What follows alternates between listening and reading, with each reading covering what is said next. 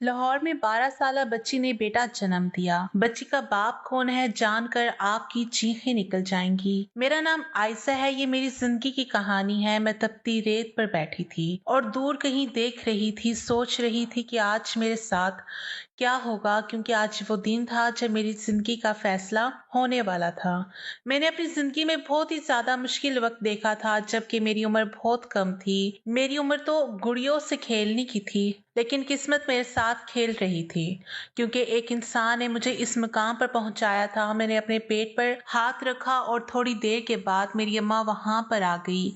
उसने कहा कि आ जाओ। मैंने कहा कि अम्मी, आज के बाद मेरी जिंदगी बदल जाएगी। मेरी माँ ने कहा कि हाँ, जिंदगी तो बदल जाएगी। मैंने कहा कि क्या सब कुछ ठीक हो जाएगा? तो माँ ने कहा कि नहीं, कुछ ठीक नहीं होगा, बल्कि शायद और खराब हो जाएगा। मैंने रोना शुरू कर दिया। माँ ने कहा कि एक औरत होना ही एक सजा है, और जब औरत पैदा हो जाती है तब से उसके साथ मसले मसाइल बनना शुरू कर दिए जाते हैं। कोई उसकी पैदाइश से खुश नहीं होता है और उसके बाद उससे ऐसी उम्मीदें लगाई जाती हैं जिन पर अगर वो पूरी ना उतरे तो उसके लिए जीना हराम कर देते हैं। सारे जहां की उम्मीदें और मियार उसके सामने रख दिए जाते हैं। इज्जतों की पगड़ियां उसके कंधों पर रख दी जाती हैं, जिसकी हिफाजत भी उसने करनी होती है। नस्ल को आगे बढ़ाने की जिम्मेदारी भी उस पर होती है, उनकी तरबियत की भी। अब मैं क्या कुछ कहूँ, तुझे डराना नहीं चाहती, पर तू भी तो वक्त से पहले बड़ी हो गई है। क्या कर सकती हूँ मैं? मेरी माँ ने कहा, कुछ खराब हो या ठीक, तेरी माँ हमेशा तेरे साथ खड़ी रहेगी। मैं अपनी माँ के गले लग गई और वो मुझे वहां से ले गई जहां वो मुझे लेकर जा रही थी। वहां मैं जाना नहीं चाहती थी, क्योंकि वहां, ये आज से 13 महीने पहले की बात है, हम लोग एक बहुत ही गुंजान आबाद इलाके में रहते थे। यहाँ पर गिनती के चंद घर थे और एक छोटी सी दुकान में एक नर्स बैठी थी जो लोगों का इलाज करती थी, और इसके अलावा कुछ भी नहीं था। कपड़े जूते लेने के लिए बहुत दूर जाना पड़ता था, रेगिस्तान को पार करना पड़ता था। हमारा इलाका बहुत ही छोटा सा था। कुछ लोगों को तो इस इलाके के बारे में पता भी नहीं था कि यहाँ पर इंसान रहते हैं या नहीं। हमारा एक ही घर था और वो घर इतना बड़ा नहीं था, लेकिन उसमें पूरे 15 लोग रहते थे। मैं, मेरे माँ बाप, मेरा एक छोटा भाई, मेरे चाचू और एक मेरे बाबा के कजन भी रहते थे, जो उनके चाचू के बेटे थे। हम उनको चाचू ही कहते थे। मेरे दादा दादी भी जिंदा थे और मेरे बाबा के चाचा भी वहीं पर रहते थे। हमारे खानदान में लड़की की पैदाइश को अच्छा नहीं समझा जाता था। कहते थे कि लड़की क्यों पैदा हुई। जब मेरी माँ की शादी हुई तो उनकी पहली औलाद मैं थी। सबका कहना था कि पहले बेटा पैदा होना चाहिए था, लेकिन पहले मैं पैदा हो गई और मेरा भाई बाद में आया। अल्लाह का शुक्र है कि उसने मेरी माँ को एक बेटा दिया, नहीं तो उनकी कोई इज्जत नहीं रहनी थी। लेकिन अभी भी मेरी वजह से उनको बातें सुनने को मिलती थी। पर मेरी माँ सबसे ज्यादा मुझसे ही मोहब्बत करती थी। मैं हैरान थी कि वो भी तो इन्हीं लोगों में पली बढ़ी थी। उनकी तरबियत भी तो ऐसी ही की गई थी, जो बेटियों से नफरत करते थे। लेकिन मेरी माँ ने तो हमेशा मुझे प्यार किया, क्योंकि मेरी माँ ने मुझे पैदा जो किया था, मेरे लिए तकलीफें उठाई थी। मेरे बाबा अच्छे इंसान थे, लेकिन हमसे इतने ज्यादा प्यार नहीं जताते थे। प्यार तो करते ही होंगे, पर उनको प्यार जताने की आदत नहीं थी। एक दिन मैंने अपनी माँ और बाबा को बातें करते हुए सुना। मेरी माँ ने कहा कि क्यों बेटियों से नफरत करते हैं, तो मेरे बाबा ने कहा, बेटियां कभी कभी ऐसी बदनामी लेकर आती हैं जो बेटे भी लेकर नहीं आ सकते। इसीलिए बेटियों से नफरत की जाती है, क्योंकि वो आपको बदनाम कर देती हैं, बेवकूफ होती हैं, समझदार नहीं होती। उनकी एक छोटी सी गलती पूरे के पूरे खानदान की इज्जत को खत्म करके रख देती है। अम्मी ने कहा कि अगर बेटियों से इतनी नफरत करते हैं तो फिर बहू कहाँ से लेकर आएंगे। अगर बेटियों को पैदा होने से पहले ही मार दिया जाएगा तो फिर बेटों की शादी किससे करेंगे। मेरे शौहर ने कहा, यह बात बड़ी गहरी है और बड़ी समझने वाली है, लेकिन बस जो हो रहा है वही होता रहता है। अम्मी ने कहा कि हमारी बेटी पर कभी कोई आंच नहीं आएगी, आप वादा करें। बाबा ने कहा कि पागल हो गई है तो क्यों आएगी इस पर कोई आंच। मेरी औलाद है, वो मेरे खून से बनी हुई औलाद है।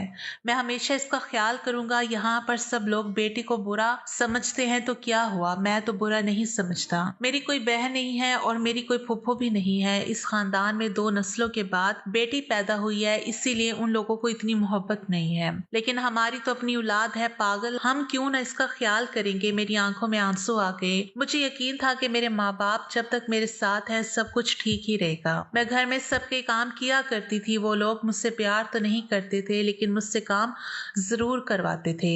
पर मेरे चाचू जो मेरे बाबा के कजन थे, उनका नाम अरहम था, वो अच्छे थे। वो कभी कभी मेरे लिए कोई चीज लेकर आते थे, लेकिन मेरी दादी उनको भी मना करती थी और कहती थी कि घर में और बच्चे भी हैं, इनके लिए लाया करो, इसके लिए मत लाया करो। जिन पैसों से इसके लिए चीज लानी है वो पैसे मिलाकर अपने बेटों के लिए और अपनी भतीजों के लिए कोई अच्छी चीज लेकर आया करो। वो तो लड़की हैं, उनको अच्छा खाने पीने की जरूरत है, इसका क्या है, इसने तो घर में ही रहना होता है।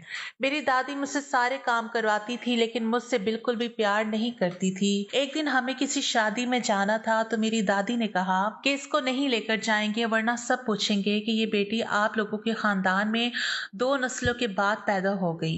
कितनी अजीब बात है। मेरी माँ ने कहा कि इसको अकेला तो नहीं छोड़ के जा सकते। मेरी दादी ने कहा कि कोई बात नहीं, अकेला छोड़कर जाएंगे तो क्या हो जाएगा, खुद से खाने पीने वाली है, कोई बच्ची तो नहीं है जो अकेली डर जाएगी। 2 घंटे की बात है, 2 घंटे में हम वापिस आ जाएंगे। मेरी माँ मुझे छोड़कर नहीं जाना चाहती थी। मेरी माँ ने कहा कि फिर आप लोग जाएं, मैं भी नहीं चाहती, मैं और मेरी बेटी घर रुकेंगे।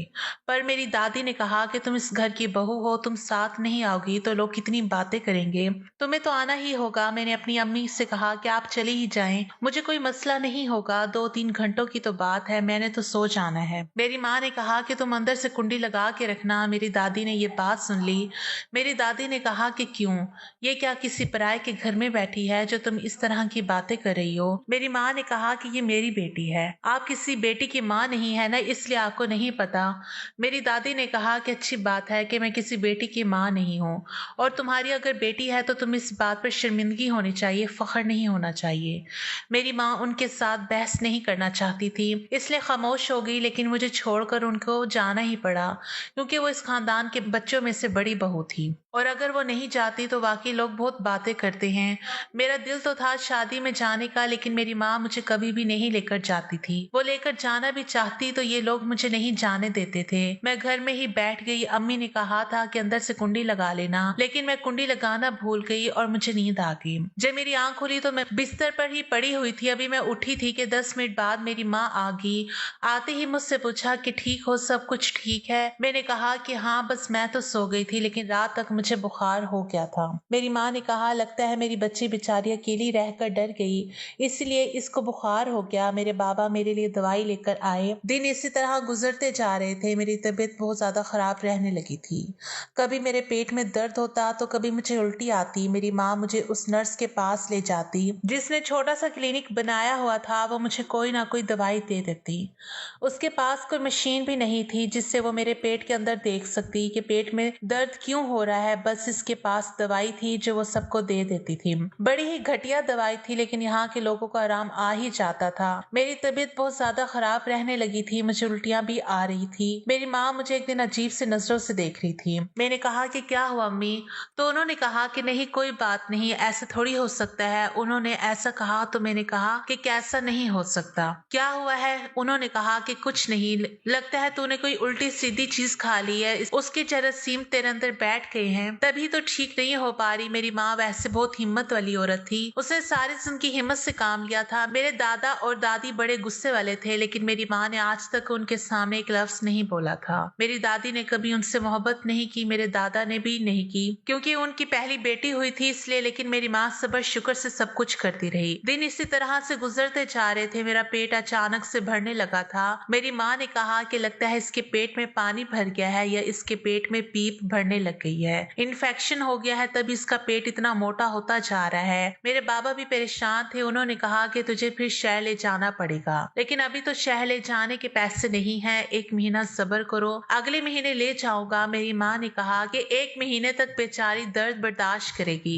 बाबा ने कहा कि दर्द की गोली दे दिया करो और कुछ नहीं कर सकते। अगले महीने बाबा पैसे लाए तो वो मुझे और मेरी माँ को लेकर शहर चले गए। डॉक्टर को चेकअप करवाने के लिए डॉक्टर ने जब मुझे चेक किया तो वह हैरान रह गई। उसने कहा कि आपकी बेटी तो माँ बनने वाली है। ये सुनकर मैं भी हैरान रह गई और मेरे माँ बाप ने कहा कि नहीं, आपको कोई गलत फहमी हुई है, इसकी उम्र तो बहुत कम है। उन्होंने कहा कि हमें कोई गलत फहमी नहीं हुई है, देखें हमने मशीन से देखा है आपकी बेटी माँ बनने वाली है, बल्कि 2 जुड़वा बच्चों की माँ बनने वाली है। और अब तो काफी वक्त भी गुजर गया है क्योंकि मेरी तबीयत को खराब हुए 4-5 महीने गुजर गए थे। डॉक्टर ने कहा कि अब कुछ नहीं हो सकता, इसको बच्चे पैदा करने ही पड़ेंगे मेरे माँ बाप के लिए और खुद मेरे लिए भी ये खबर बहुत बड़ी और अजीब थी। मेरे बाबा ने वहीं पर मेरी माँ से झगड़ना शुरू कर दिया। डॉक्टर ने कहा कि देखिए आपको अपनी बच्ची पर नजर रखनी चाहिए थी और अपने घर के हालात पर भी। अब एक दूसरे से झगड़ने से कुछ नहीं होगा। अगर आप लोग कुछ और सोच रहे हैं तो दिमाग से निकाल दें, नहीं तो इस तरह आपकी बेटी की जान को खतरा होगा। आपकी बेटी को खून की बहुत कमी है और इसकी उम्र भी बहुत कम है।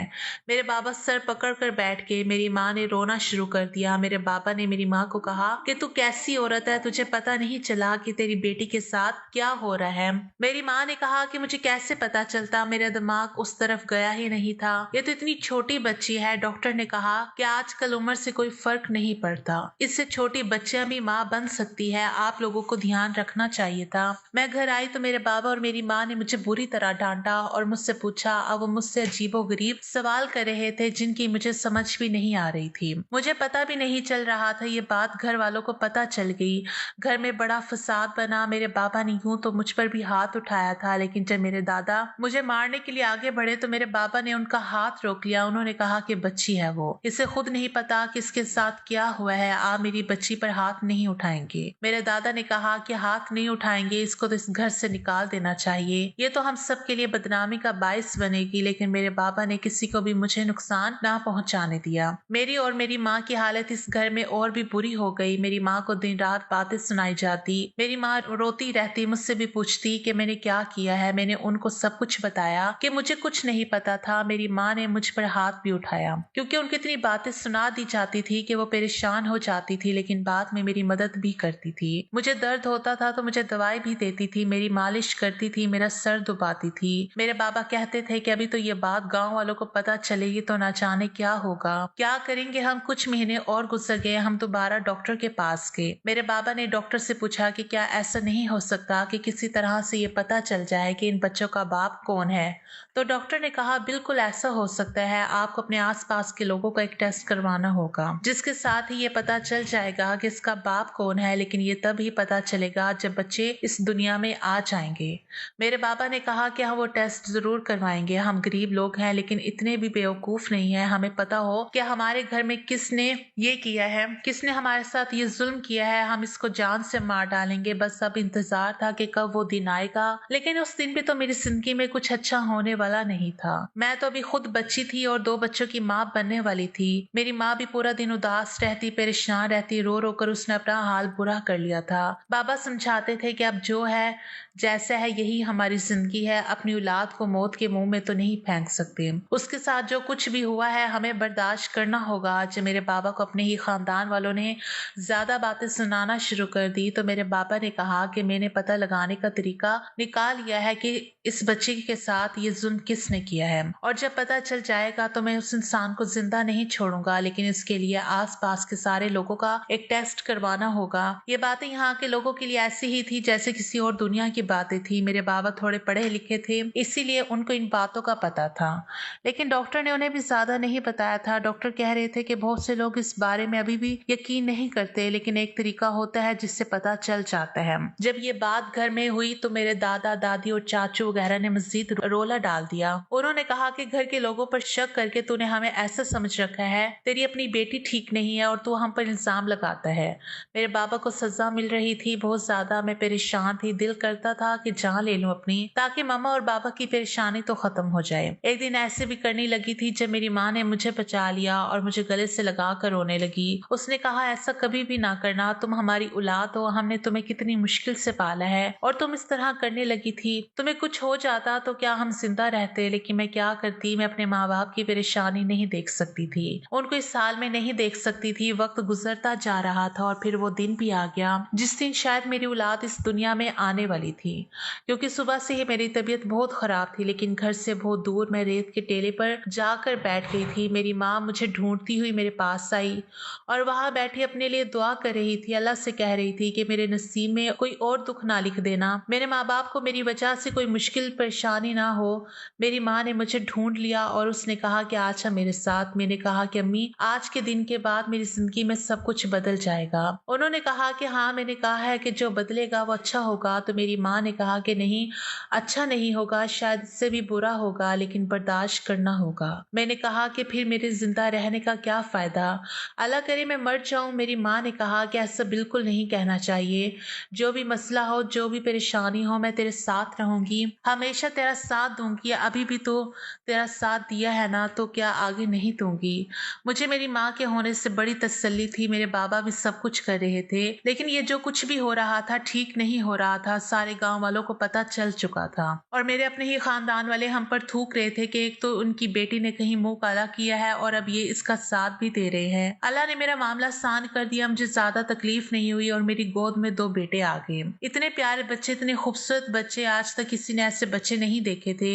लेकिन इनके नसीब खूबसूरत नहीं थे। उनके साथ क्या होने वाला था उनको तो इनके बाप का भी नहीं पता था। मेरे बाबा अगले ही दिन डॉक्टर के पास गए और कहा कि हमने टेस्ट करवाना है। उन लोगों ने 2 बंदों को बाबा के साथ भेजा और कहा कि आपके घर से सैंपल लेकर आएंगे। घर वालों ने कहा कि हम सैंपल नहीं देंगे। तो बाबा ने कहा कि क्यों, तुम लोगों के दिल में चोर है क्या। मेरे दादा ने कहा कि ये इसकी गलत फहमी भी हल करवा दो। सबको कहा कि सैंपल दो, लेकिन सबकी शक्ल अजीब सी बनी हुई थी। फिर भी उन्होंने अपने खून का सैंपल दे दिया। बच्चों के खून का सैंपल भी ले लिया और रिपोर्ट अस्पताल पहुंचा दी गई। अस्पताल वालों ने कहा कि 2 दिन के बाद आकर आप अपनी रिपोर्ट ले जाएगा। ये 2 दिन हमारे लिए बड़े मुश्किल थे, गुजर ही नहीं रहे थे। घर में भी अजीब सा माहौल बना हुआ था। मेरे दादा ने कहा कि अगर तो कोई गुनाहगार निकला तो इसको सजा मैं खुद दूंगा, लेकिन अगर इस घर से कोई गुनाहगार ना निकला और तेरी बेटी ने कोई चक्कर चलाया हुआ तो तेरी बेटी और तुझे इस घर से हमेशा के लिए जाना होगा। तुम लोगों को कोई हिस्सा भी नहीं मिलेगा और तुम लोग हमारे जीते जी मर जाओगे। हम तुम लोगों की शक्ल भी देखना पसंद नहीं करेंगे। मेरे बाबा ने कहा कि जो भी नतीजा निकलेगा, जो कुछ भी होगा, मैं भुगतने के लिए तैयार हूँ। मेरी माँ रात को मेरे बाबा से बात कर रही थी। वो कह रही थी कि अगर हम लोग ही गलत हुए तो। मेरे बाबा ने कहा कि क्यों, हम लोग क्यों गलत होंगे, हम लोग गलत कैसे हो सकते हैं। मेरी माँ ने कहा कि अगर हुए तो क्या करेंगे, ये लोग तो हमें यहाँ से निकाल देंगे, हम कहाँ जाएंगे। बाबा ने कहा कि कहीं भी चले जाएंगे, मैं मजदूरी कर लूंगा, तुम लोगों के घरों में काम कर लेना, भीख मांग लेंगे, लेकिन अपने बच्चों पर और उनकी औलाद पर कोई आंच नहीं आने देंगे। मेरे बाबा मुझसे इतना प्यार करते थे, लेकिन प्यार जताते नहीं थे, हमेशा अपने ही कामों में मसरूफ रहते थे। लेकिन वो हमसे इतना प्यार करते थे, मुझे अंदाजा नहीं था। वो मेरे लिए अपने खानदान वालों से झगड़ रहे थे और उनसे दूर जाने को भी तैयार थे। मेरी माँ ने रोना शुरू कर दिया। मेरे बाप ने कहा कि रो नहीं, सब ठीक हो जाएगा। बच्चे बहुत छोटे थे, लेकिन मुझे तंग नहीं करते थे। शायद उनको पता था कि उनकी माँ इतना ज्यादा बर्दाश्त नहीं कर सकती, इसीलिए चुपचाप पड़े रहते थे। पर उनका खर्चा कौन संभालता, क्या होता क्या नहीं होता, कुछ समझ नहीं आ रही थी। 2 दिन बड़ी मुश्किल गुजरी। रिपोर्ट सामने आ गई। डॉक्टर ने मेरे बाबा को बुलाया और वहीं पर उनको रिपोर्ट भी समझा दी। जब बाबा वापिस आए तो गुस्से से लाल हुए पड़े थे। उनके पास से एक ही मौका था, घर में सब लोग मौजूद थे। मेरे दादा ने कहा कि बताओ क्या है क्या नहीं। मेरे दादा ने कहा कि अगर कोई गुनाहगार घर से हुआ तो मैं खुद उसे सजा दूंगा। मेरे बाबा ने कहा कि फिर सजा देने के लिए तैयार हो जाओ, क्योंकि जिसने मेरे साथ ये सब कुछ किया है वो मेरे बाप का कजन था, जिसको मैं चाचू बोला करती थी। और ये उसी दिन की बात थी जब मेरी माँ मुझे घर पर छोड़कर चली गई थी और मैं घर पर अकेली थी और ये सब लोग शादी में चले गए थे। मेरे बाबा ने उसे गिरेबान से पकड़ लिया और उसे मारना शुरू कर दिया। मेरे दादा ने उसे छुड़वाया और कहा कि मैं खुद इसको सजा दूंगा। मेरे दादा ने ना सिर्फ उसको बल्कि उसके बाप को भी, यानी मेरे बाबा के चाचू और उनकी फैमिली को भी घर से निकाल दिया और कहा कि आप लोगों का अब हमारे साथ कोई वास्ता नहीं है और आप लोगों को हिस्सा भी नहीं मिलेगा। उन्होंने कहा कि हम केस करेंगे। तो मेरे दादा ने कहा कि कर लो, जब तक केस खत्म होगा तब तक तुम भी इस दुनिया में नहीं रहोगे और मैं भी मर चुका हूँगा। मेरे दादा ने हमसे माफी मांगी, मेरी माँ से भी, मेरे बाबा से भी। उन्होंने मेरे सर पर हाथ रखा, मुझे भी गले से लगाया और उनकी आंखों में भी आंसू आ गए। अब उनको महसूस हुआ कि हम लोग कितनी बड़ी तकलीफ से गुजरे थे। उन्होंने कहा कि मैं अभी तक जिंदा हूँ, जब तक मैं हूँ तब तक कोई परेशानी नहीं होगी, उन्होंने कारोबार का इंचार्ज मेरे बाबा को बना दिया और अब मेरे बाबा ही सारे घर को संभालते थे। हमें किसी चीज की कोई कमी नहीं होती थी। बच्चों को भी सब लोग मिलकर संभालते थे। मेरी माँ को भी सब लोग इज्जत देने लगे थे। उन्होंने कहा कि तुम लोग वाकई बहुत अच्छे हो अपनी औलाद के लिए। तुम लोगों ने क्या कुछ नहीं किया, ये अच्छे माँ बाप होने की निशानी है और अच्छे माँ बाप होना कोई गुनाह नहीं है, इसलिए हम लोग भी तुम लोगों का साथ देंगे। मेरे दोनों बच्चों के नाम रख दिए गए। एक का नाम शम्स रखा गया और एक का नाम हसन। दोनों ही बहुत खूबसूरत और अच्छे बच्चे थे। मेरे दादा कहते थे कि ये लोग अच्छा नसीब लेकर आए हैं, क्योंकि जब ये पैदा हुए तो इसके बाद से कारोबार भी बढ़ता गया। हम लोगों ने ये इलाका छोड़ दिया और शहर में जाकर अपना घर बना लिया।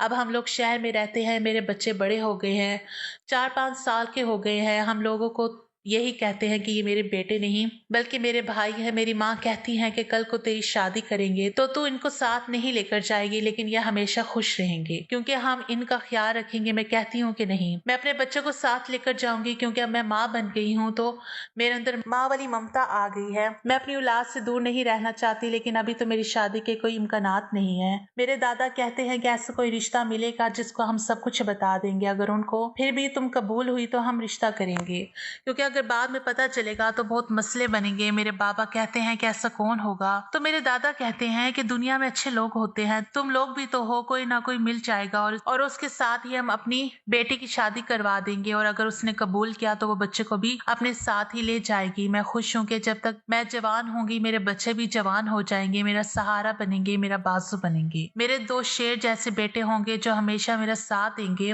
जिन लोगों ने मेरे साथ ये बुरी हरकत की उनको घर और कारोबार से निकाल दिया गया। सुना है कि अब वो एक अच्छे से घर में रहते हैं। उनके घर में 2 वक्त की रोटी भी नहीं होती। ये दुनिया की हर मुसीबत हर बीमारी इन्हीं के घर में पड़ी रहती है। वो हमसे माफी मांगने आते हैं। मेरे दादा ने कहा कि जमीन पर नाक भी रगड़ोगे तो भी माफ नहीं करूंगा, चले जाओ यहाँ से, मैं तुम्हारी शक्ल भी नहीं देखना चाहता। वो लोग बुरे बुरे हालातों में हैं। शायद यही अल्लाह का इंसाफ है जो उन्होंने खुद अपने लिए कमाया था और हमारे सब्र का फल हमें मिला कि हमारी जिंदगी में सब कुछ ठीक हो गया और हमारे हालात पहले से अच्छे हो गए। अगर आपको आज की हमारी कहानी पसंद आई है तो इसे लाइक करें, शेयर करें और चैनल को सब्सक्राइब करना मत भूलिएगा।